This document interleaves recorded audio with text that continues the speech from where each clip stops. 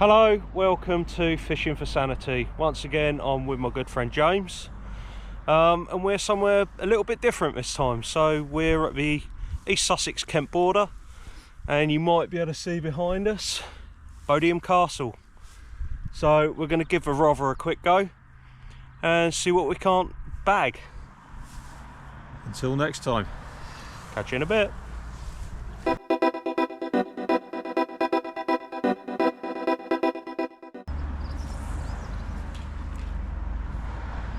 Here we have Andy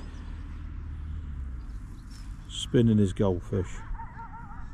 That's probably Cockney rhyming slang for something, but that's exactly what he's doing. There it is.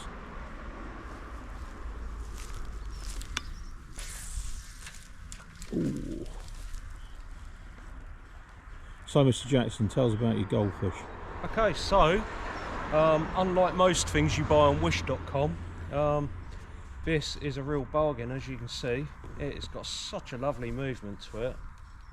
It was only £4, but it's got 6 sections to it. It's got a ball bearing in it, and I've caught countless pike on these. Unfortunately, I lost my last one when I went fishing at Glynde.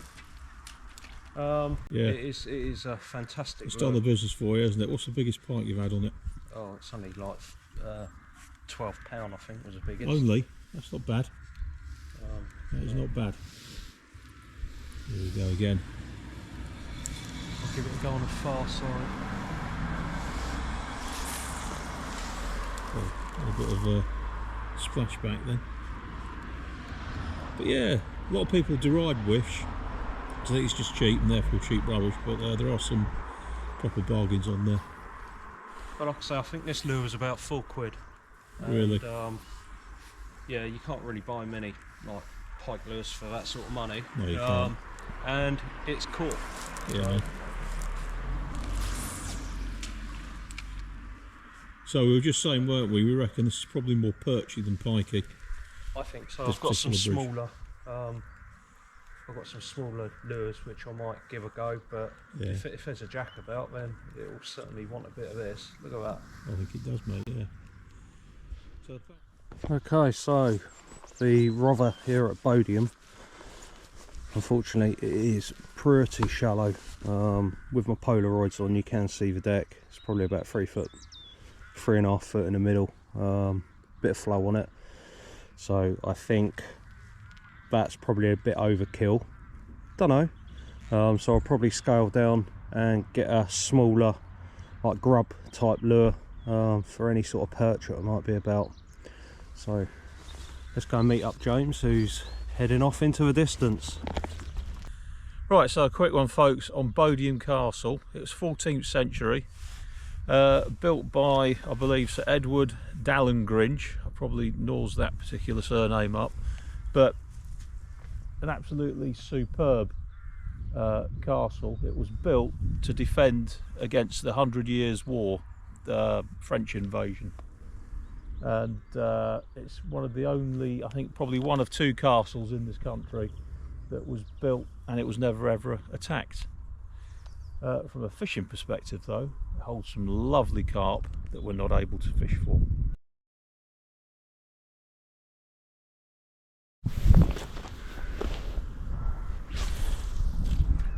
Good cast. So as you can tell, folks, I'm not fishing at the minute. I'm just not feeling it. Very shallow. I was going to sling a dead bait out, but not anymore. So the lesser spotted Andrew is on a pink and white lure. And this thing does catch some nice pike. Well, it has done, whether it will today. Absolutely. So Andy, when did you start fishing? Oh Christ, I must have been probably 6, 7. I used to go with my grandfather and my dad. Yeah. A lot of the time, a lot of my fishing was really due to my granddad, really. Oh yeah. Back in the 80s, when it was customary for parents to kind of like spend the night down a pub every weekend. I used to get left at my grandparents, and oh, that felt like a knock. Yeah? Yeah. Okay. I'll sling it back out there. I will. Yeah, as I was saying, I used to go to my grandparents for a weekend, and normally my grandfather would take me fishing. Mm-hmm. So that was normally sea fishing though. Right. Because he didn't have a car, so it was always getting about by a bus or something like that. Yeah. The only time I went river fishing was kind of like when my dad took us. So, but yeah, that's where the passion started really, and it's just kind of grown from there. I initially used to do a lot of sea fishing, but then in the 90s used to get nets about 20 yards off the beach, and it was disheartening, and Yeah. if you were lucky you would catch a three-bearded rockling or a weaver fish, and that was about as good as it got. So I kind of stupidly sold all of my sea fishing gear. I had Coniflex rods, ziplets, Yeah. Abu reels, like multipliers, Yeah. and I sold it all for 125 quid so that I could start with some carp gear. Yeah. Stupid, I wish I'd kept it now, but Well, yeah, I mean, Coniflex and Northwest back in the day, late 80s and 90s, they were the go-to rods for carp, certainly for carp anglers. yeah. But yeah, so do you think the seas are improving now? Oh yeah, From yeah. Well, they're being monitored a lot more. You've got people doing a lot more catch and release. I admit, in my younger days, you know, you caught a fish, you kind of donked it over your head and you took it home as a prize to show your family. Yeah. When really, did anyone eat it, or, you know? So there's a lot more of a change of thought these days, which is great for the conservation of fish. Yeah. And again, you know, with the bass limits that you can only take certain sizes and amount, is great. So Well, yeah, I mean, certainly from a coarse fishing perspective, anglers do more conservation for the environment than I think any other group. When it's all said and done, yeah, we just don't shout about it, but we do. We pick up an awful lot of line. There's a lot of volunteers out there that bailiff, and a lot of anglers do get involved. And fisheries nowadays, whether it be they river, wild, commercial, are much better managed than they used to be. Lead-free is obviously law, and yeah, the average IQ of the average angler, I think, is a lot higher than it used to be. Alright, the fishing's not quite as wild. There are probably more fishermen, but yeah, we do a lot for the countryside.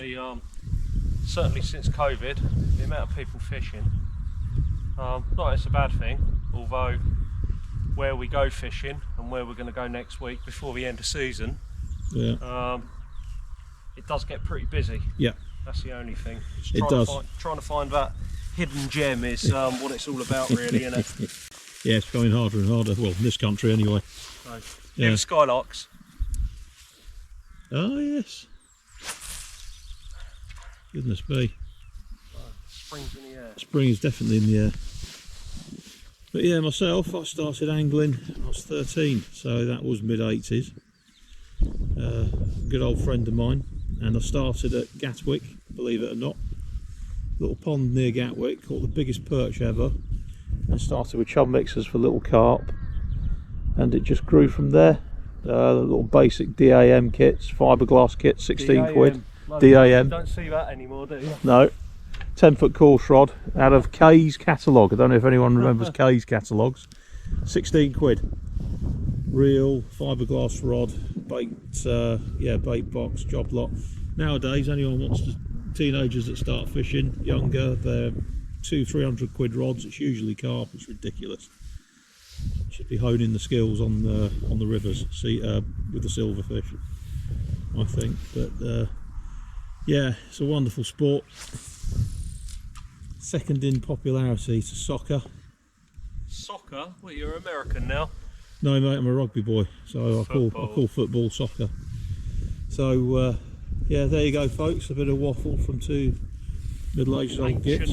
Old gits. Yeah, Oldish gits. Yeah, we'll be back in a minute. Okay, so not a disaster, but not a success. Got to remain positive, haven't we? So the water, it's probably what, 4 foot deep maximum. Yeah, so the water we assumed was going to be 5-6 foot. It's half that. It's probably 3 foot and less.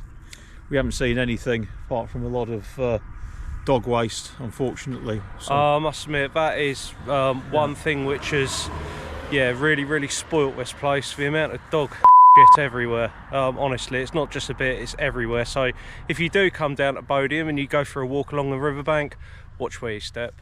Okay, as we're heading back home, we're just passing Bodiam Street, so it'd be rude not to give it a go as we're here. Let's see how we get on.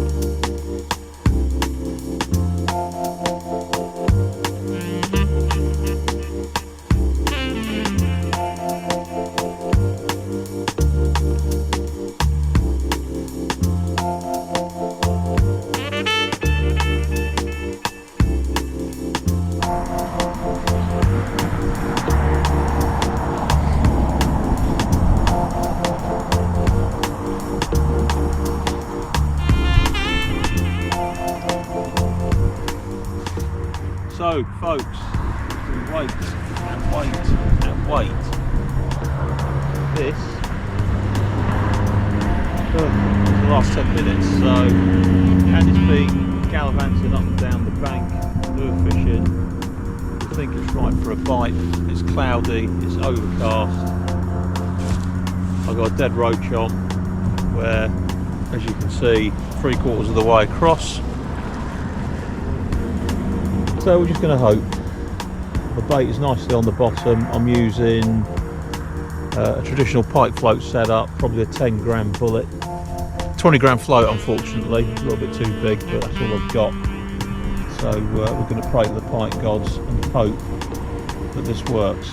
And we might actually come back here in the new open season and bivvy overnight for carp, but we shall see.